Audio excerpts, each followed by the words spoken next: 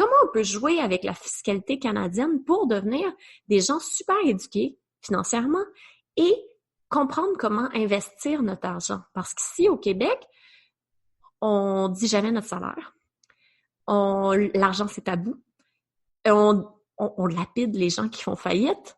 Mais si tu fais de l'argent, t'es un crosseur. Donc, on dirait on a toujours une émotion extrêmement négative face à l'argent. Si t'as pas d'argent, t'es un raté. Mais si t'as beaucoup d'argent, t'es un crosseur. Là, on se dit, mais c'est quoi? Faut qu'on fasse tout 40 000 $ pour être heureux? Donc, c'est vraiment, on a oublié de s'émanciper on est né pour un petit pain. Vous écoutez l'ambition au féminin, épisode 22. Mon nom est Tatiana Saint-Louis et j'anime l'ambition au féminin, un podcast pour toutes les femmes pleines de vision, de talent et de drive qui désirent redéfinir le succès selon leurs termes et leurs conditions. Chaque semaine, j'explore seule ou en présence d'invités les thèmes entourant la réussite professionnelle et personnelle. Mindset, productivité, leadership, branding personnel. C'est le rendez-vous pour réfléchir à la façon dont tu veux vivre ton plein potentiel et laisser ton empreinte dans le monde.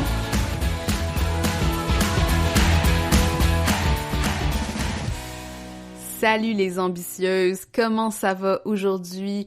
J'espère que vous allez super bien. Moi, en tout cas, j'ai une super belle journée. Je suis particulièrement reconnaissante pour plein de choses ces temps-ci, mes clientes, vous autres qui me suivez, qui m'écoutez.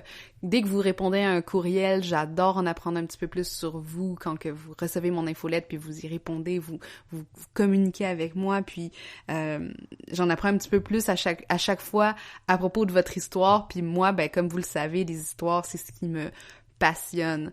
Donc aujourd'hui sur le podcast, j'ai une invitée bien spéciale, puis on va parler d'un sujet tout aussi intéressant et j'ai nommé l'argent. Je reçois sur le podcast Geneviève Paré, qui est une stratège financier. C'est aussi une entrepreneuse qui a eu plusieurs boutiques e-commerce. Et là, maintenant, elle aide les entrepreneurs à comprendre mieux leurs chiffres, à prendre conscience de leurs dépenses et aussi à générer plus de profits. Parce que c'est vraiment ça pour Geneviève. L'important, c'est que on peut faire beaucoup de revenus, mais des profits, vraiment ce qui reste dans nos poches, c'est ça qu'on veut optimiser. Puis c'est ça que souvent, on a de la misère à faire parce que justement, on n'est pas éduqué dans le domaine. Donc, Geneviève, elle a créé l'Académie financière La Maudite Affaire pour tout ce qui est entrepreneuriat web, aspects comptables et fiscaux, légaux et administratifs des entreprises individuelles. Elle a aussi un mastermind de douceur financière pour ceux qui veulent mieux comprendre justement leurs chiffres et faire de la planification. Et finalement, elle est l'animatrice du podcast Douceur financière dont on va parler un petit peu à travers l'épisode.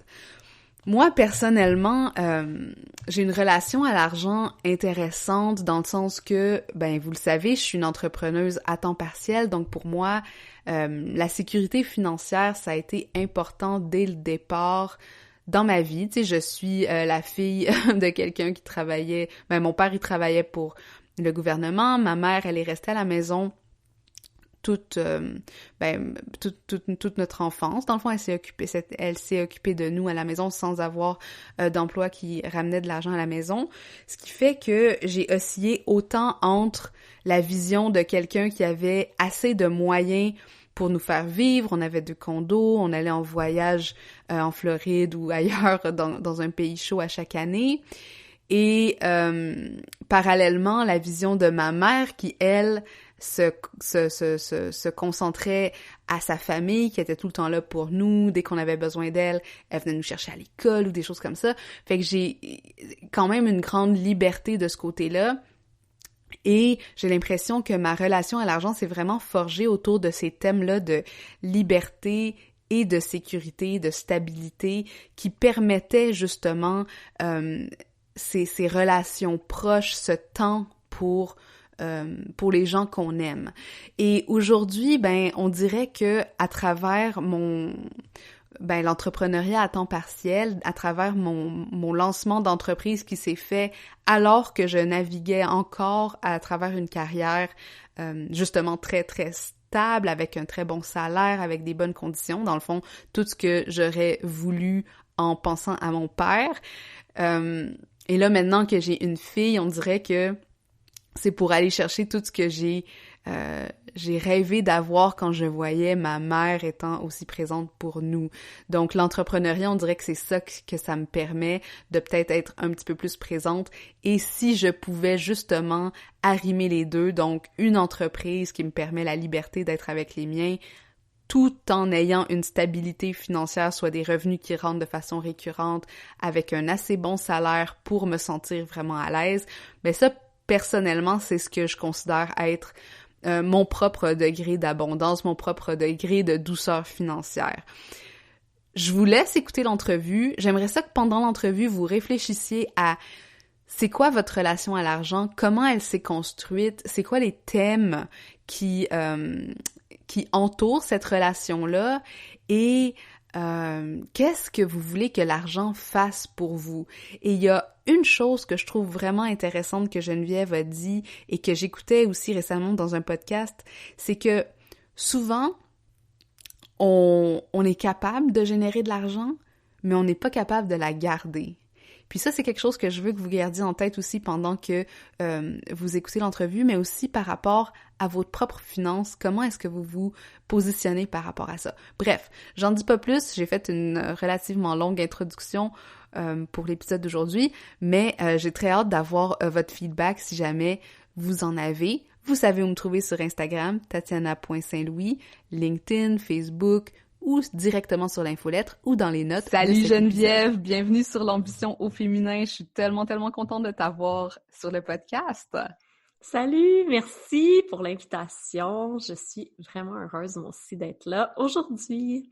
Ouais, j'ai l'impression... En tout cas, je trouve que le podcast, pour moi, c'est vraiment une façon de parler à des gens que je suis depuis super longtemps, mais que dans le fond, tu sais, ça me donne une espèce d'excuse d'aller leur dire « Hey, ayons une conversation sur quelque chose qui nous intéresse tous les deux. » Oui, c'est un peu drôle hein, avec les réseaux sociaux. Parce qu'on a l'impression de connaître les gens, mais on s'est jamais parlé. Exact. Puis là, on se voit en podcast, parce que moi aussi j'ai un podcast, puis tu te dis « Ah, c'est donc bien hot, on a une vraie discussion! » Exact. Puis tout le monde l'entend en plus, ce qui est comme vraiment nice. C'est parfait! Donc aujourd'hui, je veux vraiment qu'on parle de ton expertise qui est autour des finances puis du mindset autour de l'argent parce que je pense que c'est un sujet super important quand on parle d'ambition au féminin, quand on parle de développement de soi, puis aussi de développement professionnel. Mais avant qu'on commence, je voulais que tu nous parles un petit peu de ton background parce que, tu sais, t'es stratège financière, un terme qu'on n'entend pas souvent. Puis là, j'aimerais genre que tu me parles peut-être de comment tu t'es approprié ce terme-là. T'es aussi bachelière en sciences comptables. Puis je voulais peut-être savoir comment et quand t'as décidé que tu voulais que l'argent, ce soit ça, dans le fond, ta profession ou ta voie professionnelle. Oh wow! Ah, ça, c'est tellement passionnant parce que à la base, j'ai un baccalauréat en sciences comptables, mais j'avais aucune éducation financière. Intéressant. Je m'explique. Au baccalauréat, au niveau du cursus académique, c'est vraiment axé sur la comptabilité des corporations. On n'apprend jamais la finance, l'investissement, la saine gestion de nos dépenses, l'éducation financière des humains, de l'humain derrière l'employé ou l'humain derrière l'entrepreneur. On n'apprend jamais ça sur les bancs d'école. J'ai quand même fait un DES aussi, donc j'ai mon baccalauréat, j'ai mon DES, et jamais on a eu de cours sur les finances personnelles. Intéressant. Donc, ouais, et j'étais une jeune femme qui avait beaucoup de limitations et de croyances erronées face à l'argent. Je viens d'un milieu extrêmement bourgeois, je viens de Saint-Lambert, puis moi, dans ma tête, on était pauvres. Parce que ma perception, c'était qu'on n'était pas ceux qui avaient la Mercedes. Puis mon père disait toujours qu'on était les plus pauvres du quartier, mais on restait dans le plus gros quartier de Saint-Lambert, tu sais, Prével-en-Bas, si jamais vous connaissez. Puis on était les plus pauvres du quartier. Et moi, dans ma tête, ça a vraiment fait une perception hyper erronée, plein de croyances limitantes face à l'argent. Et j'ai toujours cru que j'étais pauvre. Et pour moi, faire en bas de 200 000 par année, c'est être pauvre. Uh-huh. Ça, c'était l'ancienne Jen. OK. Donc, j'ai toujours travaillé. J'ai pas fait un baccalauréat en sciences comptables parce que c'est une passion, là. Mm-hmm. C'était pour avoir un gros salaire, là, je me le cache pas, c'était vraiment ça. Ensuite, ma carrière, je l'ai bâtie en fonction d'avoir un gros salaire pour pouvoir payer mes factures, pas pour pouvoir investir. C'était pour me payer un lifestyle de riche. Intéressant. Donc, j'ai dilapidé, je te dirais, tellement d'argent, ça n'a aucun sens pour un lifestyle et pour payer des factures. Et j'ai eu de l'anxiété financière tellement intense dans ma vie et j'ai fait un burn-out à 28 ans. OK. Et je te dirais que c'est là que le déclic est arrivé dans ma vie. Je me suis dit, j'haïs ma job. T'étais comptable à ce moment-là? Oui, j'étais vraiment dans une grosse corpo. Je faisais plus de 120 000 par année. Des fois, avec les bonus, j'atteignais le 150 000. Mm-hmm. Je travaillais du 100 heures semaine. Wow. J'étais une des plus grandes project managers à être en bas de 30 ans dans un monde de baby boomers masculins. J'étais vraiment au niveau de overachiever, là. C'était incroyable, ma carrière, mais j'étais tellement malheureuse et j'avais tellement d'anxiété financière et je survivais de paye en paye. Et quand j'ai fait mon burn-out, je me suis dit, mais ça se peut pas. Quelle vie de schnout, tu sais, à juste payer des factures tout le temps. Mais j'étais encore dans mes peurs et un très mauvais mindset financier. J'ai commencé à m'éduquer. J'ai lu des livres, Les secrets de l'esprit millionnaire, Rich Dad, Poor Dad. J'ai lu aussi You're a Badass at Making Money. J'ai commencé à m'éduquer tranquillement, mais avec des livres très américains. Puis on s'entend, c'est la fiscalité américaine. Et là, je me suis dit, ça n'a pas de bon sens qu'au Canada, on n'ait aucun livre de ce genre avec la fiscalité canadienne. Mm-hmm. C'est quoi nos portes de sortie? Qu'est-ce qui se passe? Qu'est-ce qu'on peut faire? Comment on peut jouer? Parce que moi, j'aime jouer. Comment on peut jouer avec la fiscalité canadienne pour devenir des gens super éduqués financièrement et comprendre comment investir notre argent? Parce qu'ici, au Québec, on dit jamais notre salaire. Mm-hmm. L'argent, c'est tabou. On lapide les gens qui font faillite. Mais si tu fais de l'argent, t'es un crosseur. Donc, on dirait on a toujours une émotion extrêmement négative face à l'argent. Si t'as pas d'argent, t'es un raté. Mais si t'as beaucoup d'argent, t'es un crosseur. Là, on se dit, mais c'est quoi? Faut qu'on fasse tout 40 000 $ pour être heureux? Donc, c'est vraiment, on a oublié de s'émanciper de on est né pour un petit pain. Je pense que c'est vraiment ça que j'ai voulu amener.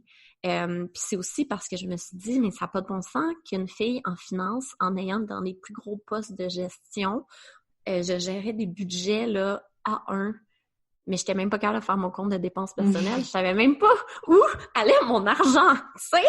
Ouais. Puis je faisais juste tout payer avec mes cartes de crédit. J'étais un puits sans fond, là, tu sais? Un panier percé. Et c'est vraiment ça. Puis où j'ai eu vraiment un gros déclic, c'est quand j'ai accouché.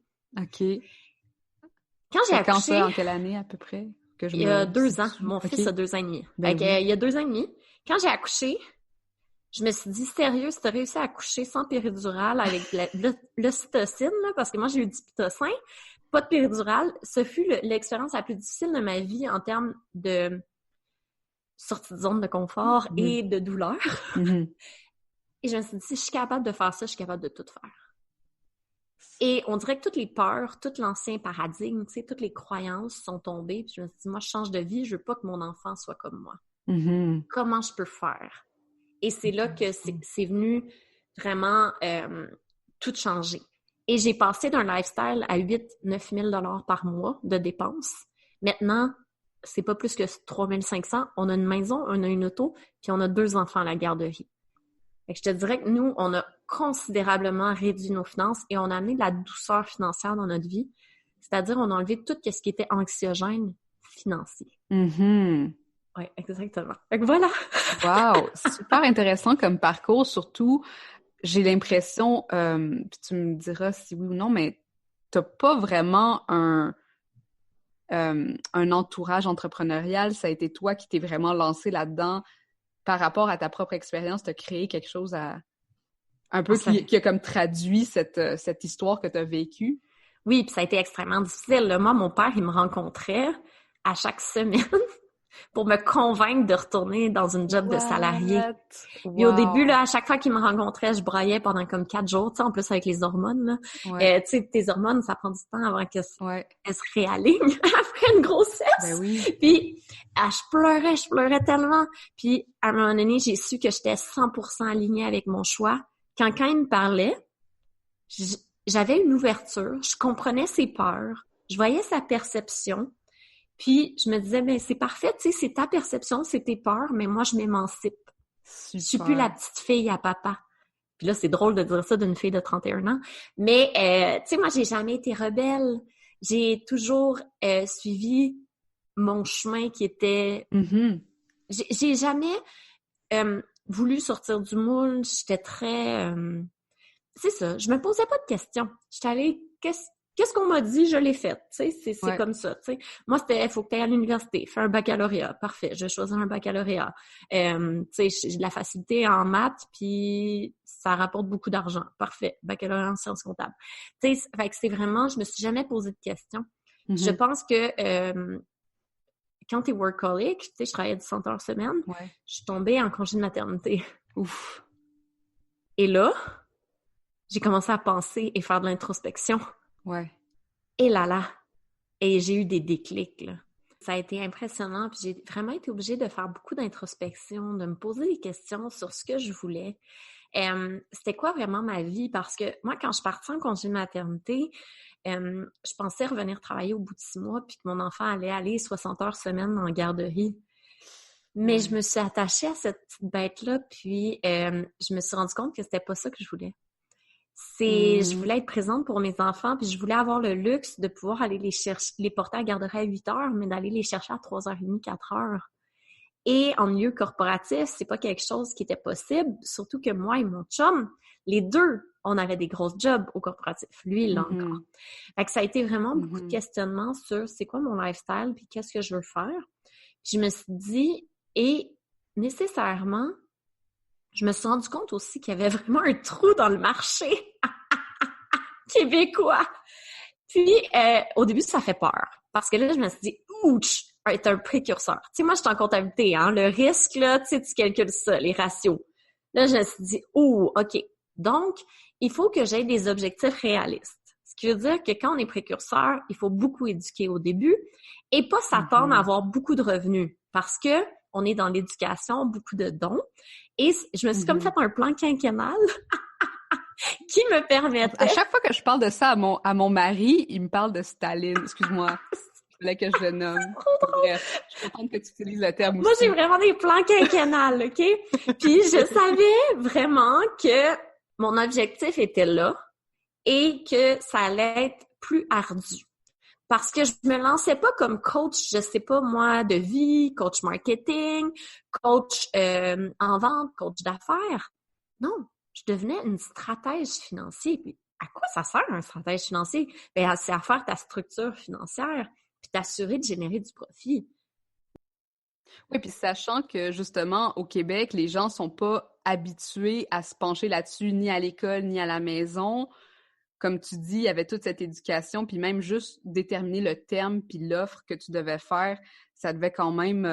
ça a dû évoluer quand même beaucoup du début jusqu'à où est-ce que tu es maintenant. Ah oui, ça n'a aucun sens. Et c'est... Pour de vrai, je me suis lancée en affaires en vrai, là, depuis à peu près 1 an, et ça a complètement changé. Ça l'a radicalement changé. Et au début, je voulais aider vraiment les bébépreneurs. Et je me suis rendu compte, non, c'est pas là ma zone de génie. Moi, c'est ceux qui ont déjà du revenu. Puis là, on va aller s'amuser. J'ai besoin de viande. J'ai besoin de revenus, mais de la non-gestion de dépenses. Et là, après ça, c'est faire de la gestion de croissance, tu sais. Puis c'est vraiment ça que je fais en ce moment. C'est la plus grande difficulté des solopreneurs, c'est quand ils deviennent des PME. C'est cette première croissance-là, parce qu'après ça, tu as plusieurs phases là, dans une entreprise. Mais moi, j'aide vraiment de la phase de solopreneur à PME et ensuite la PME qui vient l'incorporation. Je le vois vraiment comme plusieurs phases. Ouais, puis même en termes de communication puis marketing, c'est la même chose, hein, cette transition-là, à un moment donné, quand tu dois instaurer des processus puis des métriques de succès puis des investissements, justement, c'est là que tu vois vraiment la difficulté. Ouais. Fait que j'ai vraiment réajusté de ma niche et beaucoup. Puis aussi mon discours et je me suis rendu compte où j'étais bonne et où j'étais mauvaise. Et à la place de mettre beaucoup d'efforts où j'étais mauvaise, j'ai décidé de vraiment focusser sur mes forces parce que moi, créer du contenu, c'est très difficile pour moi. Ça me prend beaucoup d'énergie quand c'est écrit. Par contre, j'adore parler, j'adore les vidéos. Donc, je suis allée plus en live, en story, en podcast. Je pense que c'est ça, c'est de se connaître. Puis, ce qui est bien de pas pouvoir se comparer, parce que c'est ça, j'étais la première, c'est que, tu peux pas te comparer. Fait que tu fais ton possible, puis tu te dis, je vais voir si ça fonctionne, je teste. C'est la meilleure anyway. Ouais. Donc, je suis la seule. Tu sais, j'ai pas encore de compétition. Ouais. Fait que c'est vraiment ça. Ça a été extrêmement dur parce que t'es toujours en doute. Parce que au début, t'es en éducation. Tu sais, comme je te disais, c'est très, très difficile parce que t'as aucun revenu. Quand t'es habitué de faire dans les 100 000, 150 000 de revenus, puis tu te retrouves, moi, l'année passée, j'ai fait 12 000 de revenus, là. Et c'est aïe aïe, là. T'es là, ouh, OK! Et là, OK, qu'est-ce qu'on peut faire? What's next? T'sais, mais je le savais. Tu sais, quand on parle de plan quinquennal. Mais je le savais que la deuxième année, ça allait être différent. Et c'est pour ça que c'est important aussi d'avoir des projections. T'sais? Fallait que tu passes par là. Oui. Fait que, en gros, tu sais, comment je comprends vraiment tout ce que tu apportes aussi, c'est que tu aides vraiment les entrepreneurs, solopreneurs à soigner leur relation à l'argent via des formations, de l'accompagnement et ton podcast, qui est quand même, tu sais, je veux dire, c'est une mine d'or d'informations aussi. Hein. Puis le terme qui revient, qui est vraiment ton terme signature, c'est douceur financière. Puis je voulais que tu expliques peut-être aux gens comment tu le définis, autant pour toi que pour tout le monde.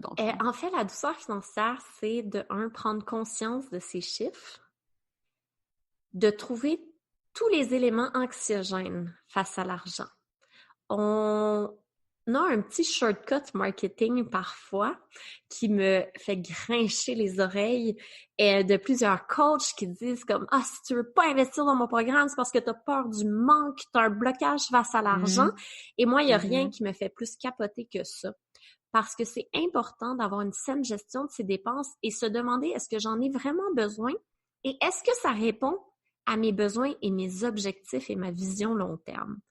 Donc, de ne pas non plus se mettre une anxiété financière et de se mettre trop de dépenses au début.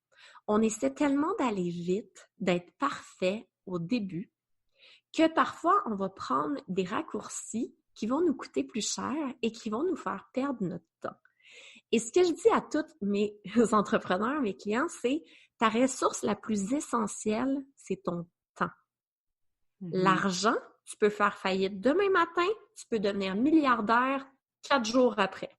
C'est une ressource qui est imprévisible, l'argent. Ça peut être ton succès, tu peux tomber dans un momentum puis faire soudainement beaucoup d'argent. Par contre, tu auras toujours 24 heures dans ta journée. Et la douceur financière, c'est ça. C'est d'avoir des attentes réalistes face à l'argent, de se respecter, de prioriser, d'aimer ses chiffres et surtout d'avoir des dates. Moi, j'appelle ça des petites dates le vendredi soir avec ta comptabilité. Mais c'est vraiment de prendre ce temps-là pour regarder tes chiffres, analyser, puis de t'assurer que ta compagnie, elle va bien. Parce que c'est ça la douceur financière, c'est de pouvoir se réajuster le plus vite possible. Une entreprise, c'est un constant réajustement. Il n'y a rien d'égal. Tu es tout le temps en train de valser. OK, tel projet, ça va bien. Ah, celui-là, c'est vraiment un gouffre argent. Qu'est-ce qu'on fait? Comment on se réajuste? Et d'être conscient de ces chiffres à chaque semaine, d'aller regarder ses comptes de banque aussi, ça amène après ça une espèce de douceur et une paix d'esprit parce que tu es conscient. Et c'est ça la douceur financière, c'est d'être conscient, tu arrêtes d'être obsédé. Puis il y a 2 types d'obsession au niveau de l'argent.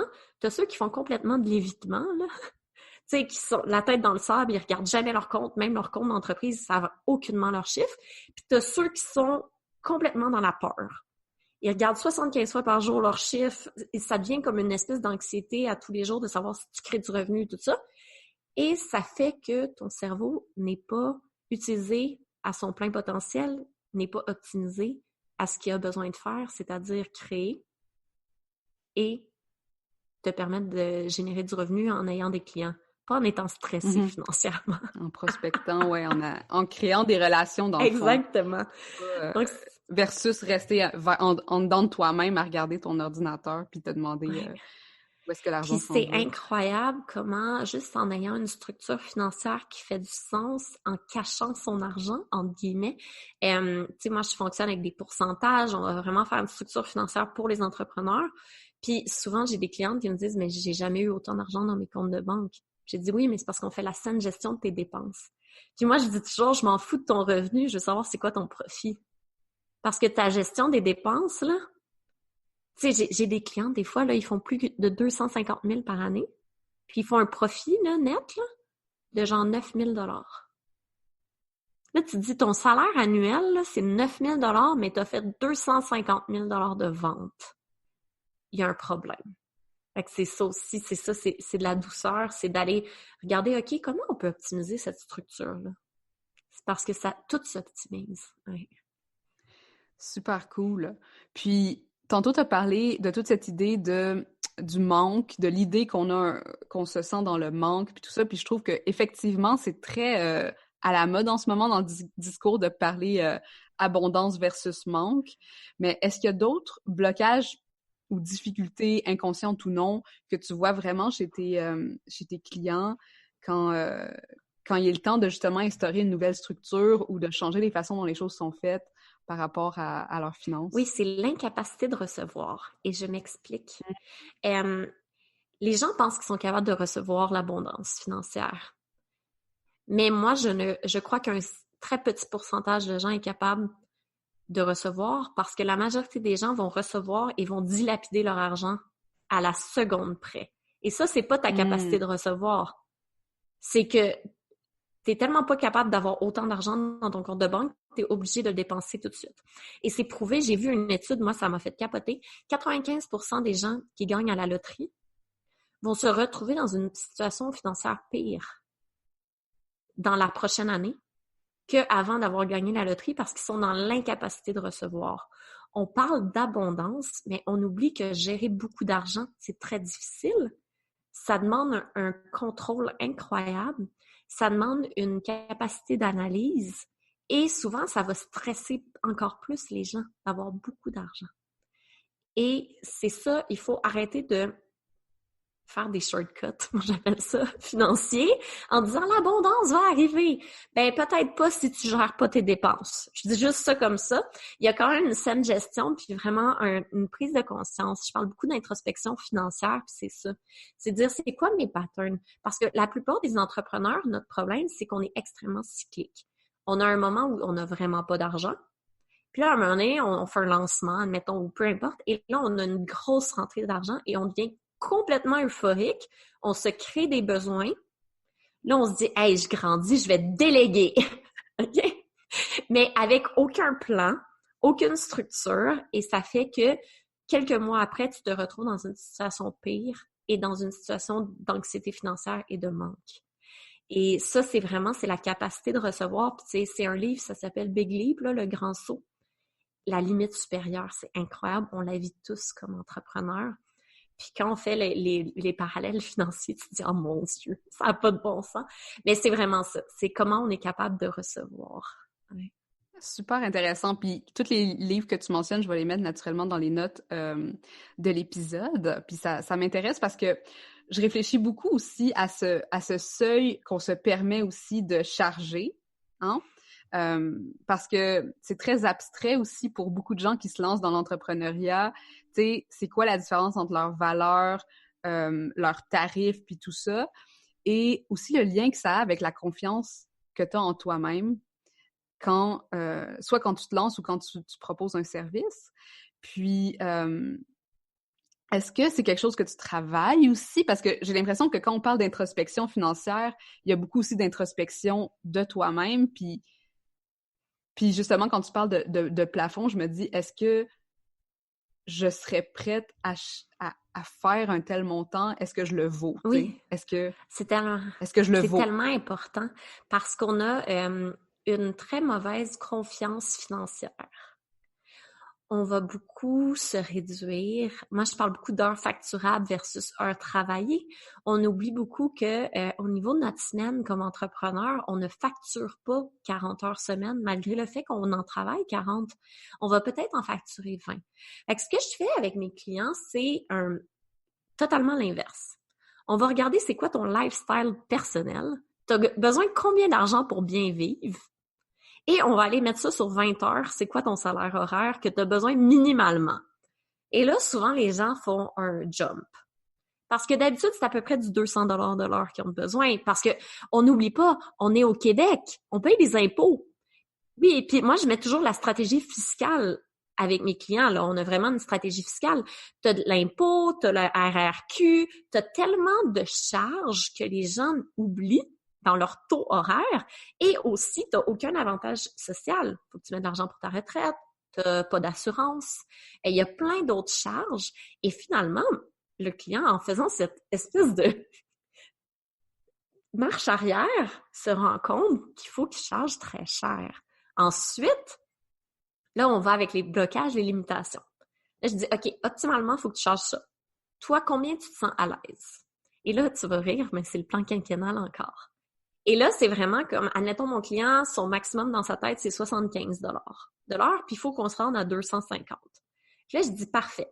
Moi, mon but, c'est d'aller ancrer, moi, j'appelle ça dans ton subconscient, mais ton petit cerveau reptilien, que tu es capable, que tu vaux ça.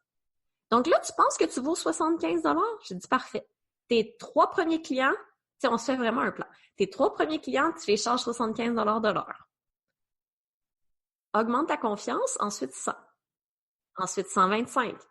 Puis là, je dis, à la fin 2020, c'est 250 $ de l'heure. Et tout le monde réussit. Il faut simplement que tu ancres dans ta tête, dans ton subconscient, que c'est correct, puis ça fonctionne. Parce que si tu essaies jour 1 de charger 250 $ de l'heure, tu vas avoir aucune vente parce que tu vas tellement avoir un gros sentiment d'imposteur que tu vas te saboter, tu seras jamais capable de te vendre. Puis tu vas aller chercher les clients aussi qui sont pas prêts à payer ça, j'ai l'impression. Tu sais, je pense que, en tout cas, puis moi qui viens du monde du marketing, tu sais, c'est drôle parce que c'est tout le temps réajuster aussi ta clientèle par rapport à ton message, mais aussi la valeur que tu veux communiquer, là. Fait que ça, c'est super intéressant comme technique. Je pense que c'est quelque chose à essayer, là, tout le monde, là, si vous n'êtes pas à l'aise avec les prix que vous chargez. Là. Oui, puis arrêtez de regarder la compétition.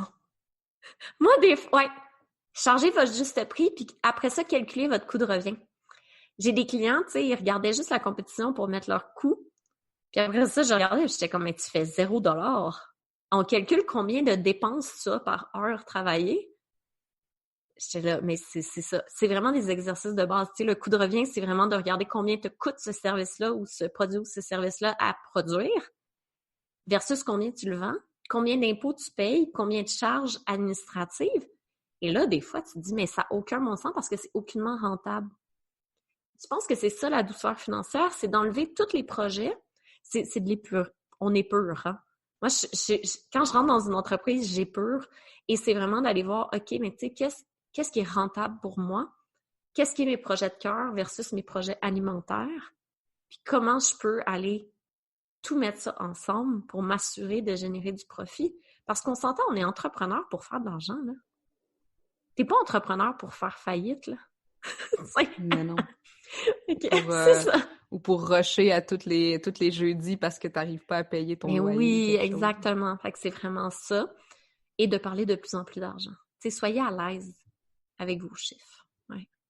Ce qui me mène justement à ma dernière question pour aujourd'hui, qui était des petits trucs pour penser à l'argent de façon positive, un peu plus positive, ou tu sais, au moins en avoir moins peur. Tu sais, as-tu des petits exercices que tu pourrais nous donner là, pour qu'on réfléchisse à tout ça? Oui. Le premier exercice, c'est vos finances personnelles.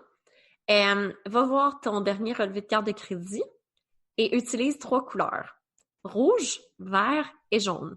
Vert, c'est toutes les dépenses que tu es 100% à l'aise. Jaune, c'est les dépenses que tu te dis, tu sais, Puis rouge, c'est toutes les dépenses qui te rendent un peu coupable. Et là, ton but, c'est qu'il n'y ait plus jamais de rouge dans ton relevé de carte de crédit. Ensuite, c'est vraiment de s'asseoir avec son conjoint et de parler de votre vision financière sans émotion et sans ego. Ça prend du temps, du courage et plusieurs discussions houleuses avant que vous soyez capable de discuter sans ego et sans émotion d'argent. On s'entend, l'argent, c'est sûrement, je crois que c'est vraiment le truc qui fait divorcer tous les couples. Donc, de vraiment s'asseoir, de regarder le partage des dépenses. Est-ce que c'est équitable? On n'a jamais le même salaire entre notre conjoint. Est-ce que les dépenses sont partagées équitablement? Comment on veut gérer les dépenses en couple? Est-ce qu'on a des projets financiers ensemble? Qu'est-ce qui se passe? Fait que ça, c'est vraiment un exercice à faire. C'est très difficile au début. Au début, ça donne beaucoup d'anxiété. À un moment donné, ça devient agréable. Je vous le promets. Puis, ensuite, c'est vraiment d'aller voir ses comptes de banque une fois par jour et sortir ses rapports financiers d'entreprise, donc vente versus dépenses, à chaque semaine, si vous êtes capable. Au début, vous pouvez le faire mensuellement, mais essayez de le faire à chaque semaine pour avoir une idée de la santé financière de votre entreprise à chaque semaine et ça va vous permettre vraiment de vous réajuster tout le temps. Puis trouvez-vous des petits ratios qui sont le fun, tu sais, que vous pouvez calculer. Vous n'avez pas besoin de ratios très difficiles ou peu importe. Là, ça peut juste être comme c'est quoi la différence entre mes ventes puis mes dépenses, là. Tu sais, ça peut être des trucs très, très simples, là. Surtout si vous êtes solopreneur, c'est vraiment d'aller voir, OK, et comprendre les cycles.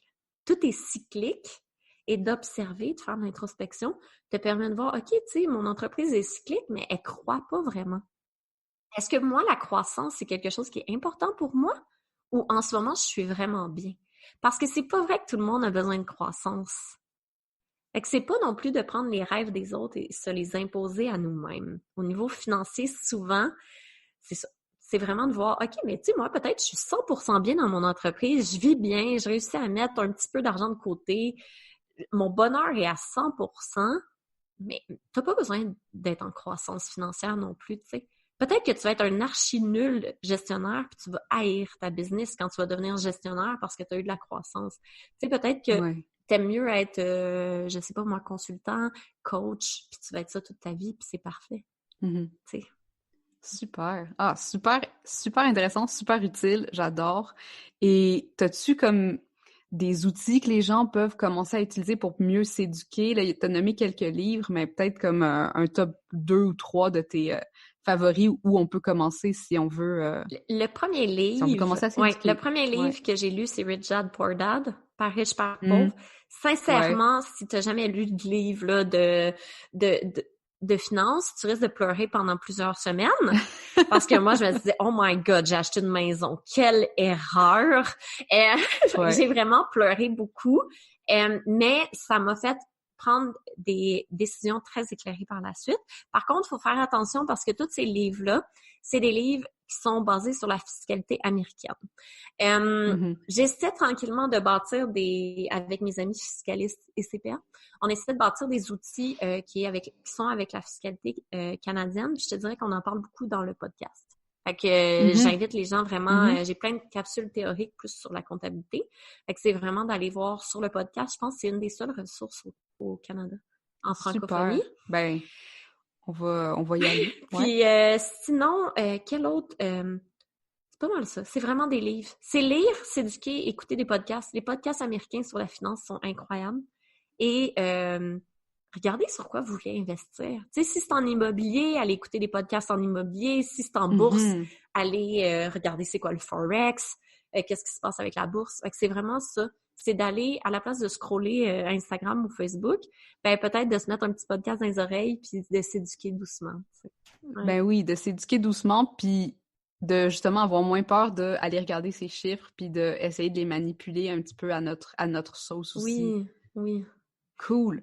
Ben, où est-ce qu'on te trouve, Geneviève? Donne-nous tous tes liens là, pour qu'on aille en apprendre un peu plus. Je suis principalement sur Instagram. En fait, c'est ma plateforme préférée. Donc, c'est jen.paré. Puis, sinon, j'ai mon podcast, Douceur financière, où j'ai 3 épisodes par semaine quand même. Et wow, quand même, t'es productive. Mais c'est ma plateforme, c'est vraiment ma plateforme. J'ai délaissé Facebook, donc je suis vraiment Instagram et podcast là. Puis sinon j'ai mon site web www.genevièveparis.com. Si jamais les gens veulent travailler avec toi, tu fonctionnes par cohorte ou on peut juste te contacter puis voir si on peut avoir un accompagnement avec toi? Comment tu fonctionnes de ce côté-là? J'ai 2 types. J'ai les cohortes qui sont plus abordables et incroyablement transformatrices parce que tu es en gang. Puis on s'entend, c'est comme des masterminds parce qu'on a des appels de groupe. Donc, c'est vraiment incroyable et transformateur. Et ça, c'est le bootcamp de planif stratégique, en fait. Puis, j'ai aussi un accompagnement one-on-one où on va aller vraiment... C'est extrêmement personnalisé. Oui, c'est plus cher, mais je crois sincèrement que ça transforme la vie des entrepreneurs. J'ai tellement des belles transformations puissantes. Et c'est toujours dur parce que de dépenser de l'argent pour prendre, genre, ses finances... Pour faire de l'argent. Là, c'est comme un peu contre-intuitif parce que les gens me disent « Oui, mais je fais pas plus de ventes, je fais pas rien. » Mais je dis « Oui, mais tu vas faire plus de profit. » Et je m'appelle le département de finances. Tu sais, souvent, on va aller comme entrepreneur chercher un département de marketing avec des consultants en marketing. On va aller chercher des consultants en publicité, en design, peu importe. Mais on oublie le département de finances et comptabilité qui est très important. Puis c'est aussi avec mes clients, on fait vraiment des stratégies fiscales. Et ça, c'est quelque chose qu'on parle pas assez. C'est quand le plus important d'aller s'incorporer, surtout quand on est maman. Est-ce que c'est mieux de se verser des dividendes pour aller maximiser ses allocations familiales? C'est quoi la structure? Donc, on va vraiment, selon la personne, aller chercher la meilleure structure légale de l'entreprise pour que la personne ait la meilleure stratégie fiscale. Je pense que c'est ça aussi ma force, c'est d'amener ça parce que c'est pas vrai que tu as besoin de t'incorporer le jour 1. Tu peux être une entreprise individuelle jusqu'à temps que ta stratégie fiscale dise « go » là. Tu sais, là, c'est le temps de s'incorporer. Puis, on viendrait de voir si, par exemple, ça fait quelques années qu'on a notre entreprise, puis là, on veut vraiment optimiser ces processus-là, puis on veut vraiment comme passer au prochain niveau de ce côté-là. Oui, et aussi les hybrides. Je suis excellente avec ceux qui passent du corpo à projet entrepreneurial et ceux qui passent d'un type de projet entrepreneurial. Admettons, j'ai 2 clientes. Il y en a une qui était professeure de yoga, l'autre était coiffeuse. Et là, ils s'en vont dans un autre projet entrepreneurial. Fait que c'est toutes les hybrides, moi j'appelle. C'est comment tu fais cette transition-là le plus en douceur, en diminuant le plus les risques financiers et les risques de perdre ton temps. Fait que c'est vraiment les transitions. Parce que, oui, comment on fait? Dans le fond, tu sais, ici sur le podcast, je parle aussi beaucoup d'entrepreneuriat à temps partiel parce que c'est vraiment ma situation. Fait que ça tombe super bien parce que j'ai l'impression que effectivement, puis là, je veux pas qu'on embarque sur une autre discussion, mais j'ai l'impression que c'est pas vrai que en tant qu'entrepreneur, tu dois faire le même salaire que ce que tu faisais en tant qu'entreprise. Tu sais, il y a vraiment des nuances et des subtilités autour de ça, puis des fois on voit ça un petit peu trop simpliste jusqu'à ce qu'on arrive dans le feu de l'action, puis c'est comme oups. Oui. Pas penser à ça. C'est tellement vrai. Mais c'est pour ça qu'il faut une planification stratégique au niveau financier et fiscal parce que vous êtes différent d'un salarié. Et encore plus pour les hybrides. Ceux qui sont encore salariés puis qui ont une entreprise, là, faut faire vraiment attention pour pas se faire manger par l'impôt. Oui, parce que là, le 51% d'impôt, il arrive vite. All right. Bon, ben Geneviève, c'était absolument magnifique comme conversation. Merci vraiment beaucoup pour ton temps. Ça fait plaisir. Puis tout le monde, je vous encourage à aller écouter autant son podcast puis la retrouver sur Instagram. Les liens vont être dans les notes de l'épisode. Merci tellement pour l'invitation. Salut les ambitieuses! J'aimerais faire de ce podcast une plateforme d'échange et de réflexion autour de ce que ça veut dire être une femme et avoir du succès aujourd'hui. Si tu connais une femme dont le parcours inspirant aurait intérêt à être partagé, ou si toi-même pourrais nous outiller grâce à ton expertise ou ton expérience, rends-toi sur mtamar.com/invité pour m'envoyer les détails. Et finalement, profites-en pour t'abonner à ce podcast afin de manquer aucun des épisodes. Et si tu es dans un mode généreux, laisse-moi donc un 5 étoiles pour aider d'autres femmes comme toi à découvrir le podcast. À la prochaine!